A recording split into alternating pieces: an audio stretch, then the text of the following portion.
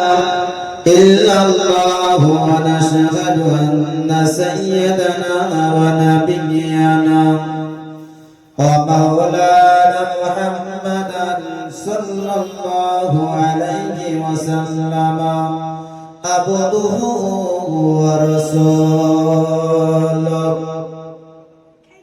أما بعد فقد قال الله تعالى أيضا في كلامه المجيد والفرقانه الحميد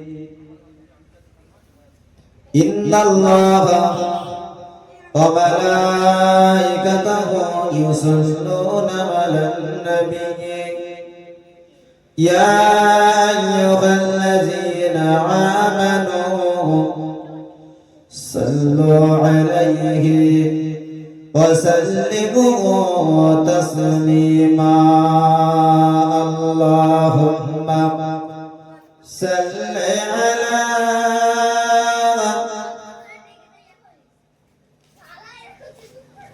وعلى آل سيدنا مولانا محمد حمل آخو صدیقہ نہیں ہے مگر حمل آخو صدیقہ نہیں ہے مگر ان کی تصویر سینے میں موجود ہے جن کی خوشبو سے مہے کر جن کی خوشبو سے مہے کر ان کی دیا خوشبو نبی کی پسینے میں ہے اللہم صلی علی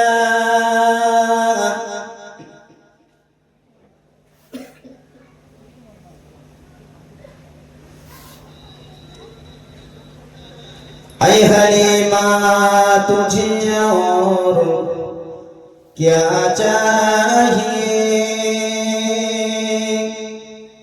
تیرے گھر خدا کا حبیب آ گئے خود نصیب ہے اے حلیمہ خود نصیب ہے اے حلیمہ تیرے گھر خدا کا حبیب آ گئے اللہم صلی علی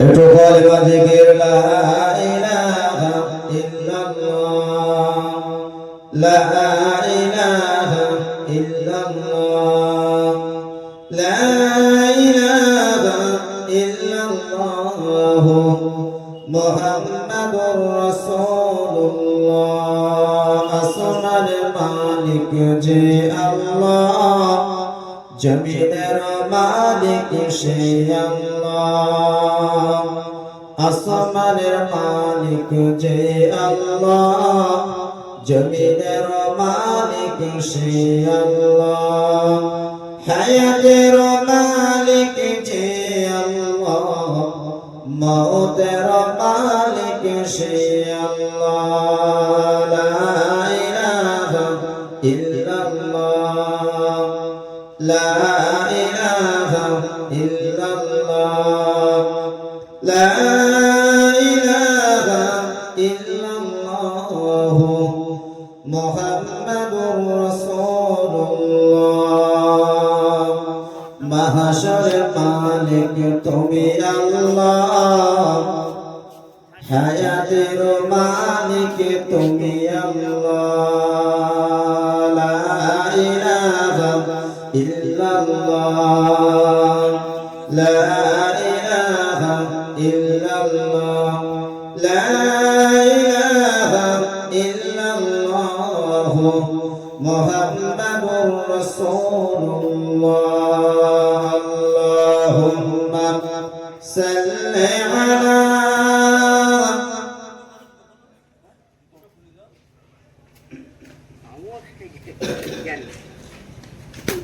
সাল্লাল্লাহু আলাইহি ওয়াসাল্লাম।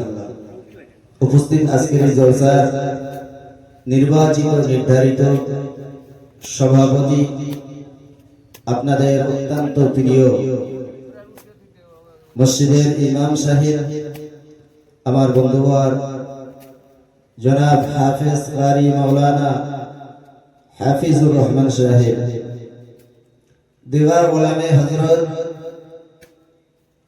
সামনে বসে থাকা দিনদার ইমানদার মুত্তাকিন ভাই বাবাজিরা, পর্দার আড়ালে বসে থাকা স্নেহময়ী মমতাময়ী আম্মাজান ও বুবুজানেরা, সর্বপ্রথমে জানাই সেই মহামহিয়ান বরিয়ান সর্বশক্তিমান মহান রব্বুল আলামিনের দরবারে অসংখ্য শুকরিয়া যে আল্লাহ আমাকে আপনাকে অত্যন্ত ভালোবেসে একটা সুন্দর জান্নাতি পরিবেশে বসবার মতো তৌফিক এনায়েত করেছেন। তাই আমরা দরবারে ইলাহিতে একটাবার শুকরিয়া জ্ঞাপন করি, সকলে বলি আলহামদুলিল্লাহ। তারপর পরে জানাই বিশ্ব নেতা, বিশ্ব নবী, সাইয়্যিদুল মুরসালিন, শাফিউল মুজনাবিন, উম্মতের কান্ডারি নবী মুহাম্মদুর রাসূলুল্লাহ দরবারে অসংখ্য দরুদ ও সালাম, সকলে বলি সাল্লাল্লাহু আলাইহি ওয়াসাল্লাম। ভাইরা আমার, আজকে আমরা এই শায়েস্তানগর ঢালিপাড়া ঈদগাহ ময়দানে বসেছি কিছু দিন ও শরিয়াতের কথা শুনবার মতো সুন্দর একটা পরিবেশ আমার ভাইরা, জওয়ান যুবক ছেলেরা, গ্রামবাসীরা মিলে এই পরিবেশ তৈরি করেছেন। সর্বসময় এই পরিবেশ থাকে না, তো দুদিন ব্যাপী এই যে ইসলাম সাহাব বা ইসলামিক জলসা যেটাই আমরা বলি, এই দুদিনের আজকে শেষ দিন। তো আল্লাহ পাক রব্বুল আলামিন আমাকে আপনাকে আনিয়েছেন, হয়তো এটা আমার আপনার জীবনের শেষ মজলিস, শেষ মাহফিল অনেকের হতে পারে। হয়তো আমরা আগামী বছর এই মজলিস আমাদের নসিবে নাও জুটতে পারে। এই জন্য আমাদেরকে খেয়াল রাখতে হবে, আমাদেরকে স্মরণে রাখতে হবে, হয়তো আমার আপনার জীবনের শেষ মজলিসটা হলো আজকের এই জলসা। তাহলে সেটাকে মাথায় রেখে আমাকে আপনাকে এই মজলিসের গুরুত্ব দিয়ে আসতে হবে। কারণ রাসূল পাক সাল্লাল্লাহু আলাইহি ওয়াসাল্লাম জানাচ্ছেন যে দুনিয়ার জমিনে দুটো জান্নাতের বাগান, দুটো জান্নাতের বাগান দুনিয়ার জমিনে। প্রথম নাম্বার হলো যেখানে দুনিয়ার জমিনে কোরআন এবং হাদিসের আলোচনা হয়, এটা দুনিয়ার জমিনে জান্নাতের বাগান। জোরে বলুন সুবহানাল্লাহ।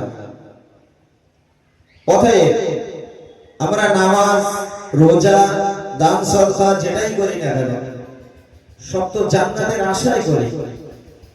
তাহলে জান্নাতের আশায় যখন আমরা এগুলো করে থাকি, অথচ দুনিয়ার জমিনে যে জান্নাতের বাগান বলে ঘোষণা দিয়েছেন, সেই জান্নাতের বাগানে কিন্তু আমরা বসতে চাই না।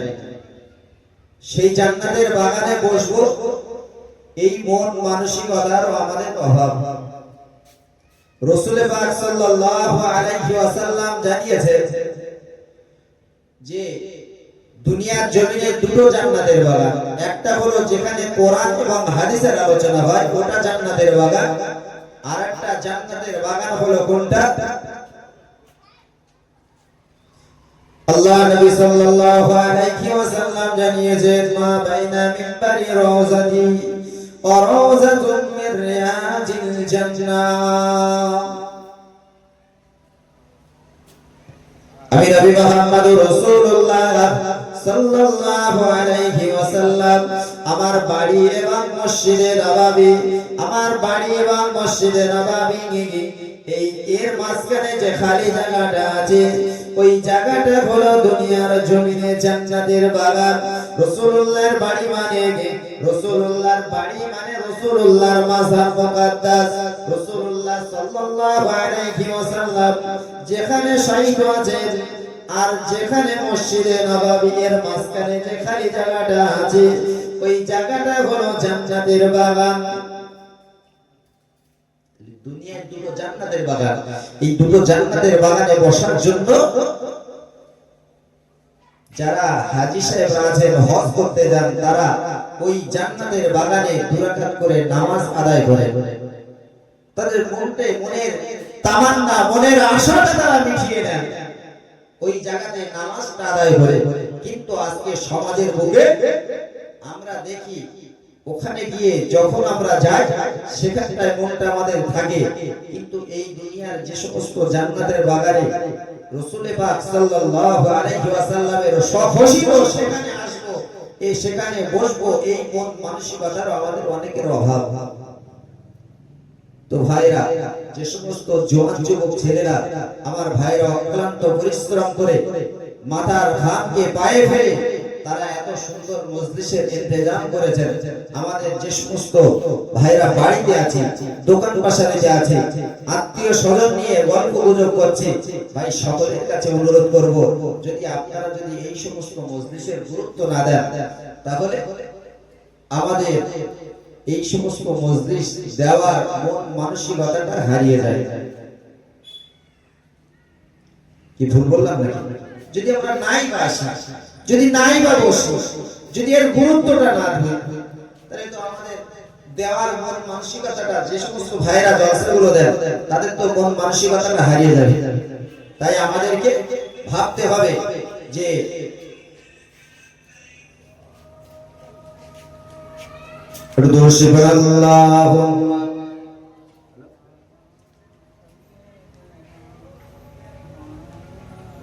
আমি জলসায় আছি সকালে সকালে আপনার বাড়ি গিয়ে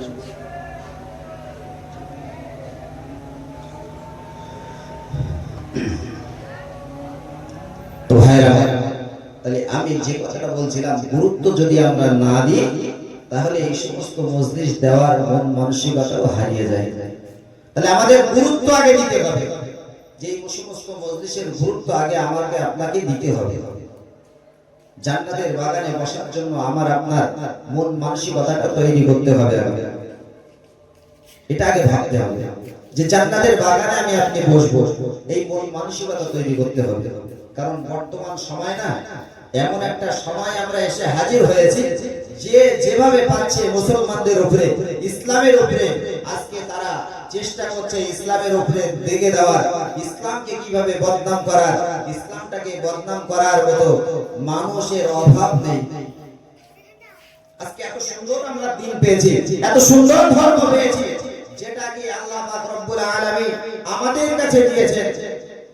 ইন্নাদ দীনা ইনদাল্লাহিল ইসলাম, সবচেয়ে উত্তম ধর্ম সবচেয়ে দিন হলো ইসলাম। এই দিনটা ধর্মটা আমরা পেয়েছি, আমরা মুসলমান হতে পেরেছি, মুসলমান ঘরে জন্মগ্রহণ করতে পেরেছি, এটা তো আমাদের গর্বের বিষয়। এটা তো গর্বের বিষয়। বিশ্বনবী সাল্লাল্লাহু আলাইহি ওয়াসাল্লামকে দিয়েছে। আজকে দেখতে দেখতে 1,24,000 মতান্তরে 2,24,000 নবী পয়গম্বর এসেছেন, কিন্তু তারপরেও আল্লাহ পাক রব্বুল আলামিন যুগে যুগে যত নবী পয়গম্বরদেরকে পাঠিয়েছেন দেখতে পাওয়া যায় প্রত্যেকটা নবী এবং রাসূল আল্লাহর কাছে ফরিয়াদ করেছেন, আল্লাহ যদি আপনি আমাকে নবী না বানিয়ে, যদি আপনি আমাকে রাসূল না বানিয়ে আখিরি জামানার নবীর উম্মত বানাতেন আল্লাহ আমি বড় সন্তুষ্ট হতাম। তাই প্রত্যেকটা নবী এবং রাসূল যাদের মর্যাদা আল্লাহ দিয়েছেন এতটা পরিমাণে যে নবী এবং রাসূল আল্লাহ পাঠান যুগে যুগে মানুষ বিপদগামী সুপথগামী থেকে বিপদগামী চলে যাবে, এই বিপদগামী মানুষদেরকে ডেকে ডেকে সুপথে আনা ভালো পথে আনার জন্য আল্লাহ পাক রব্বুল আলামিন জনপ্রতিনিধি হিসাবে নবীদেরকে চয়ন করে, রাসূলদেরকে চয়ন করে। আল্লাহ পাক রব্বুল আলামিন তাদেরকে পৃথিবীর জমিনে দিয়েছেন। আজকে সেই নবী রাসূলরা পৃথিবীর জমিনে এসেছেন, তারা তো আজকে তাদের মনোনীত, কিন্তু তারাও আল্লাহর কাছে চেয়েছেন, আল্লাহ যদি আমি আখির জামানার নবীর উম্মত হতে পারতাম তাহলে আমার নসিবটা বড় ভালো হতো। কিন্তু আমরা তো কেউ চাই না, চাওয়ার পরেও আল্লাহ আমাদেরকে দিয়েছেন বলে আজকে আমরা সেই দিকে ভ্রুক্ষেপ করি না। আজকে বিশ্ব নবী তিনি আমার আপনার জন্য কতটা কষ্ট করেছেন, বিশ্ব নবী তিনি আমার আপনার জন্য, আমার আপনার জন্য শরীরের কতটা রক্ত ঝরিয়েছেন, বিশ্ব নবী আমার আপনার কাছে ইসলামটাকে পৌঁছে দেওয়ার জন্য তিনি কতটা মেহনত করেছেন। রাসূলুল্লাহ সাহাবীরা যারা তার সঙ্গে ছিলেন তারা কতটা কষ্ট করার পরে আজকে ইসলামটাকে আমরা পেয়েছি, এটা আমরা একটাবার কিন্তু জানি না। যদি আজকে আমরা জানতাম, আমরা শুনেছি ওয়াজের মাধ্যমে, কিন্তু সেই জানাটা আমাদের জানার মতো হয়নি, উপলব্ধি আমরা করতে পারিনি। জেনেছি বটে, কিন্তু সেটা যে কতটা ভয়ঙ্কর, কতটা কষ্টদায়ক, কতটা কষ্ট করার পরে আজকে আমাদের কাছে এসেছে, এটা কিন্তু আমরা একবার ভাবিনি। ইসলামটাকে শুধু আরব থেকে এই জায়গায় এমনি এমনি কিন্তু আসেনি। আজকে একটা শ্রেণীর মানুষ তারা ইসলামকে বলছে সন্ত্রাসবাদী, ইসলাম নাকি সন্ত্রাসী শিক্ষা দেয়। ইসলাম সন্ত্রাসী শিক্ষা দেয় বলে মনে হয় আপনাদের? যে ইসলাম এত সুন্দর ব্যবস্থা, আল্লাহ পাক রব্বুল আলামিনের মনোনীত, অথচ সেই জায়গাতে আল্লাহ পাক রব্বুল আলামিন সন্ত্রাসী শিক্ষা দেবে বলে মনে হচ্ছে। বিশ্ব নবী কত কষ্ট করেছেন, কত মেহনত করে আমাদের কাছে ইসলামটাকে পৌঁছে দিয়েছেন। আজকে আমরা শুনছি যে ইসলাম নাকি সন্ত্রাসী শিক্ষা দেয়। আজকে সেই জায়গায় দাঁড়িয়ে আমাদের মতো যে সমস্ত জায়গায় আমরা দাঁড়িয়ে আছি, আমাদের মতো মানুষেরা যদি প্রতিবাদ করতে না পারে, একটা এমন একটা জায়গায় আমরা বাস করছি, আমাদের সরকার আমাদের প্রতিবাদ করে না। আমাদের সরকার দেখছে যে যদি আপনি কোনো ধর্মের বিরুদ্ধে বলেন, সঙ্গে সঙ্গে আপনার উপরে ব্যবস্থা করবে, কিন্তু আপনার ধর্মের উপরে যখন কেউ কিছু বলবে তখন কিন্তু সরকারি পক্ষ থেকে কোনো ব্যবস্থাপনা হবে না। এমন একটা দেশে, এমন একটা রাজ্যে আমরা বাস করছি। কেন আজকে আমরা প্রকৃত মুসলমান হতে পারিনি?